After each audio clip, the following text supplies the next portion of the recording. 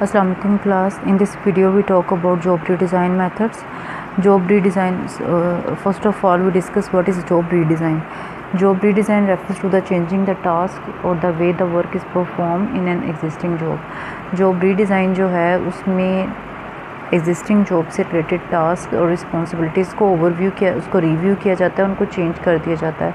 इसका मकसद जो है वो एम्प्लॉय की मोटिवेशन को बढ़ाना है, ठीक है। एम्प्लॉय की मोटिवेशन ऑर्गेनाइजेशन के साथ रहे, इसके अलावा उसको एक डिज़ायरेबल फ्यूचर उस जॉब में नज़र आए, उसका जो है डेली बेसिस पे उसको कुछ ना कुछ उसको उसकी लर्निंग हो, ठीक है। इसलिए जो है वो जॉब को रीडिज़ाइन किया जाता है। जॉब रीडिज़ाइन जो है उसके डिफरेंट मेथड्स हैं। उसमें जॉब रोटेशन आ जाता है, जॉब इनलार्जमेंट है, नेक्स्ट जॉब इनरिचमेंट है। जॉब रोटेशन जो है उसको क्रॉस ट्रेनिंग मेथड भी कहा जाता है। क्रॉस ट्रेनिंग मेथड इसलिए कहा जाता है क्योंकि इसमें एम्प्लॉय को एक ऑर्गेनाइजेशन में डिफरेंट पोजीशन पर कुछ टाइम पीरियड के लिए रोटेट किया जाता है ताकि उसके नॉलेज, उसका स्किल्स, उसकी एबिलिटीज़ को बढ़ाया जा सके। इसको हम रीड कर लेते हैं। Job rotation involves employee to move various positions in the organization for a specific period in an effort to expand their knowledge, skills and abilities, ठीक है। इसमें एम्प्लॉय को एक ही ऑर्गेनाइजेशन में डिफरेंट पोजीशंस पे रखा जाता है कुछ टाइम पीरियड के लिए ताकि उसकी एबिलिटीज़ को बढ़ाया जा सके, उसके अंदर कॉन्फिडेंस लेवल डेफिनेटली इन्हेंस होगा। ये जॉब रोटेशन जो है that is the best way to increase employ knowledge. Employ का नॉलेज को इन्हेंस करने का बहुत अच्छा एक मेथड है जॉब रोटेशन का मेथड। इससे एम्प्लॉई जो है उसकी कॉन्फिडेंस लेवल बढ़ता है, उसका स्किल सेट ऑटोमेटिकली वो इन्हेंस होता है। एम्प्लॉई जो है employees become more flexible perform jobs of absent employ. अगर कोई एम्प्लॉय एब्सेंट होता है अपनी ड्यूटी से तो दूसरा एम्प्लॉय जो है उसके काम को करने की एबिलिटी रखता है।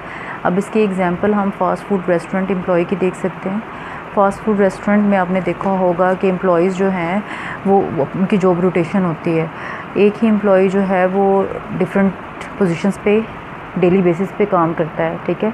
लाइक अगर फर्स्ट डे जो है वो कुकिंग कर रहा है, ठीक है, नेक्स्ट डे ही वो ऑर्डर्स जो है वो प्रिपेयर कर रहा होता है, ठीक है, ऑर्डर्स ले रहा होता है। इसके अलावा कभी वो कैश पे भी आपको नज़र आएगा।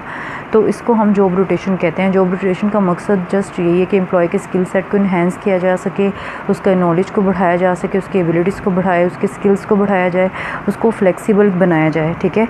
उसको फ्लेक्सिबल बनाने का मकसद डेफिनेटली एम्प्लॉय को बेनिफिट तो है ही, लेकिन उसका फ़ायदा ऑर्गेनाइजेशन को भी होगा। उसके अगर कोई एम्प्लॉय एब्सेंट होता है तो उसकी जगह पर वो काम कर सकता है और ऑर्गेनाइजेशन का वर्क इफेक्ट नहीं होगा। नेक्स्ट मेथड जो है वो जॉब इनलार्जमेंट का मेथड है। जॉब इनलार्जमेंट को हम हॉरिजॉन्टल एक्सपेंशन वर्क भी कहते हैं, ठीक है। हॉरिजॉन्टल एक्सपेंशन क्यों कहते हैं? क्योंकि इसमें नंबर ऑफ़ टास्क जो हैं वो बढ़ जाते हैं। Working with different people increase exposure, ठीक है। इसमें एम्प्लॉय को फ़ायदा क्या होता है? वो जब डिफरेंट लोगों के साथ काम करता है तो उसका वर्क एक्सपोजर बढ़ता है और डिफरेंट लोगों से जब मिलता है तो उसको जो है वो उसका कम्युनिकेशन लेवल इंक्रीज़ होता है।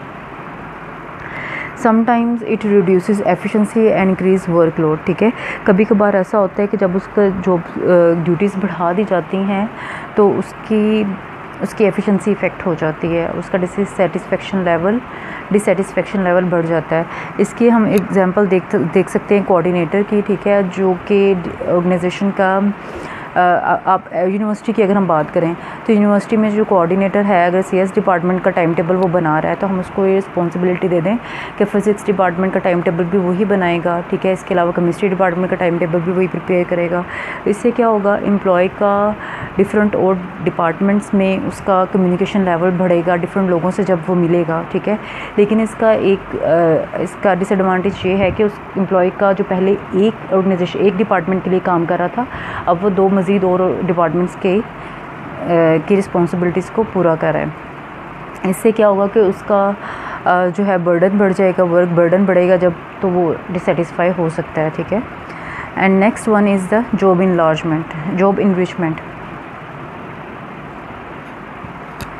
जॉब इनरिचमेंट जो है इसको हम वर्टिकल एक्सपेंशन ऑफ जॉब भी कहते हैं, ठीक है। क्यों कहते हैं? क्योंकि इसमें जो है एम्प्लॉय की डेफिनेटली उसकी जॉब रिस्पॉन्सिबिलिटीज़ बढ़ती हैं, उसमें जो है उसका अपग्रेड हो जाती है जॉब। उसका जो जॉब इनलार्जमेंट था उसमें जस्ट उसकी ड्यूटीज़ बढ़ती हैं, लेकिन जॉब इनरिचमेंट में जो है उसकी प्रमोशन हो जाती है एम्प्लॉय की।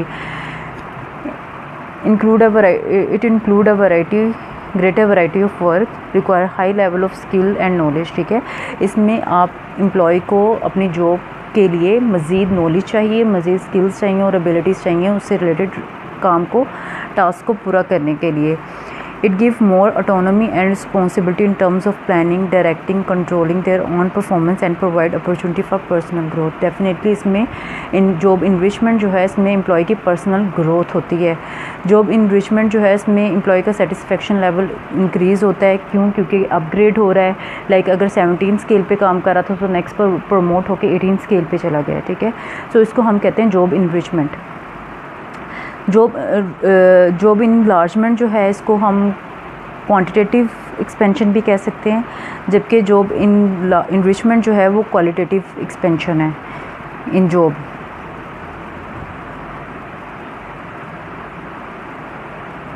जॉब इनलार्जमेंट जो है उसमें ड्यूटीज़ बढ़ती हैं, रिस्पॉन्सिबिलिटीज़ जस्ट बढ़ती हैं, जबकि जॉब इनरिचमेंट जो है उसमें एम्प्लॉय अपग्रेड हो जाता है, एम्प्लॉय का सेटिस्फेक्शन लेवल बढ़ता है, एम्प्लॉय की पोजीशन बढ़ती है, उसका डेजिग्नेशन बढ़ता है। ठीक है, इसलिए हम इसको कहते हैं कि इसमें एम्प्लॉय की पर्सनल ग्रोथ होती है। जबकि जॉब इनलार्जमेंट जो है उसमें जस्ट उसका ड्यूटीज़ इन्हेंस होती हैं, उसकी रिस्पॉन्सिबिलिटीज़ बढ़ती हैं, जो वो ऑलरेडी ड्यूटीज़ परफॉर्म कर रहा है उसी से रिलेटेड उसको मज़ीद और ड्यूटीज़ मिलती हैं। नेक्स्ट अल्टरनेट वर्क अरेंजमेंट्स है। अल्टरनेट वर्क अरेंजमेंट में सबसे पहले फ्लेक्सिबल टाइम आ जाता है। फ्लेक्सिबल टाइम उसको हम फ्लेक्स टाइम भी कहते हैं। Flexible time allows employees some direction over when they arrive at work and when they leave. ठीक है, ये एम्प्लॉय जो है उसको फ्रीडम देता है कि वो कब ऑर्गेनाइजेशन में आए और कब जो है अपने वर्क से लीव कर सकते हैं। Flexible is a variable work schedule in contrast to traditional work arrangements. Mostly traditional work arrangements में क्या होता है कि 9 to 5 जॉब करना होती है, लेकिन फ्लेक्सिबल टाइम जो है उसमें वर्कर अपने वर्किंग आवर्स को एडजस्ट कर सकता है। उसको काम पर डे 8 आवर्स ही करना है, लेकिन अपने वर्किंग आवर्स अपने अराइवल और डिपार्चर को अपने हिसाब से मैनेज कर सकता है। लाइक वो 9 to 5 जॉब को वो 8 to 4 भी कर सकता है, वो 7 to 3 भी कर सकता है। डिपेंड करता है कि उसकी जॉब रिक्वायरमेंट्स क्या हैं। नेक्स्ट जो है वो कंप्रेस्ड वर्क वीक या जिसको हम कंडेंस्ड वर्क वीक कहते हैं। Under the condensed work week the number of hours worked per day is increase and the number of days in the work week is decrease. ठीक है, इसमें क्या होता है कि पर डे घंटे काम जो करता है वो बढ़ जाता है, जबकि हफ्ते में जितने दिन काम करना है वो डिक्रीज़ हो जाता है। इसमें एम्प्लॉय जो है वो उसको जस्ट अपने 40 आवर्स कंप्लीट करने हैं पूरे वीक में। वो उसके ऊपर डिपेंड करता है, या तो उसको 5 डेज़ में कंप्लीट कर ले या फिर जो है वो कम डेज़ में कंप्लीट कर ले। जस्ट उसको फुल वीक में 40 आवर्स कंप्लीट करने हैं। मोस्टली जो इस तरह की जो जॉब है ये पायलट्स को सूट करती है, नर्सिस को सूट करती है, डॉक्टर्स वगैरह को सूट करती हैं इस टाइप की जॉब्स। इसमें जो है वो कंटिन्यूसली बजाय 8 घंटे के काम करने के वो 10 आवर्स भी काम कर सकते हैं, वो 12 आवर्स भी काम कर सकते हैं, डिपेंड करता है। अब जैसे हम पायलट की एग्जांपल लेते हैं, पायलट जो है मोस्टली उनकी फ़्लाइट जो है उनकी अगर वो पाकिस्तान से यूएस के लिए फ़्लाई कर रहे हैं तो वो 16 आवर्स की भी हो सकते हैं। तो कंटिन्यूसली वो 16 आवर्स ऑन द जॉब हैं। ठीक है, इसी तरह से अगर वो जो है वो 3 डेज़ में अपना वर्किंग टाइम कंप्लीट कर लेते हैं तो नेक्स्ट वीक के 4 डेज़ उनको ऑफ मिल सकती है। इसी तरह से नर्सिस हैं, इसी तरह से डॉक्टर्स और इंजीनियर्स भी हो सकते हैं। इसका फ़ायदा ये है कि एब्सेंटिज़म लेवल जो है वो डिक्रीज़ हो जाता है, एम्प्लॉय के पास मोर एक फ्रीडम बढ़ जाता है, वो अपने हिसाब से जो है वो अपने वर्किंग टाइम को एडजस्ट कर सकता है।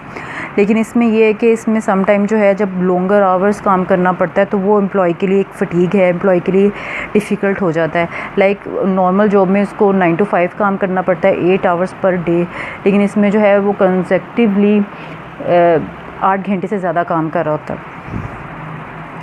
नेक्स्ट मेथड जो है वो जॉब शेयरिंग का मेथड है।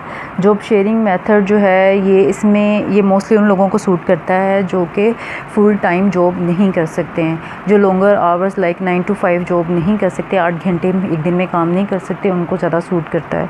इसमें एम्प्लॉय के पास अपॉर्चुनिटी होती है कि वो अगर 9 to 5 की जॉब है तो वो 8 to 1 जॉब कर ले और उसकी जगह फिर नेक्स्ट एम्प्लॉय उस जॉब को ज्वाइन कर ले।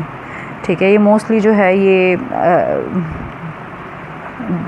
पाकिस्तान में इस तरह की जॉब नहीं होती हैं।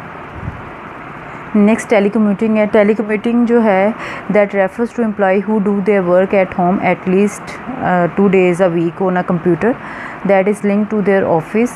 It might be close to the ideal job for many people due to flexible hours। ठीक है, टेलीकम्यूटिंग में क्या होता है, एम्प्लॉय घर बैठे हुए अपने ऑफिस से इन टच रहता है थ्रू इंटरनेट के थ्रू जो है वो अपने तमाम डेली की रूटीन वर्क जो है वो परफॉर्म करता है। ठीक है, इसमें एम्प्लॉय को फ्रीडम होता है कि वो घर बैठे जो है वो काम कर सकता है, इसलिए इसको टेलीकम्यूटिंग कहा जाता है। मोस्टली जो इस तरह की जॉब्स हैं ये मोस्टली सॉफ्टवेयर प्रोग्रामिंग डेवलपर्स जो होते हैं उनको सूट करती हैं, जिनका काम कंप्यूटर से रिलेट करता है। इसी तरह से मार्केटिंग से रिलेटेड जितनी भी जॉब्स हैं, सेल्स से रिलेटेड जॉब्स हैं, उनको जो है टेलीकम्यूटिंग वे ऑफ वर्क जो है वो बहुत सूट करता है।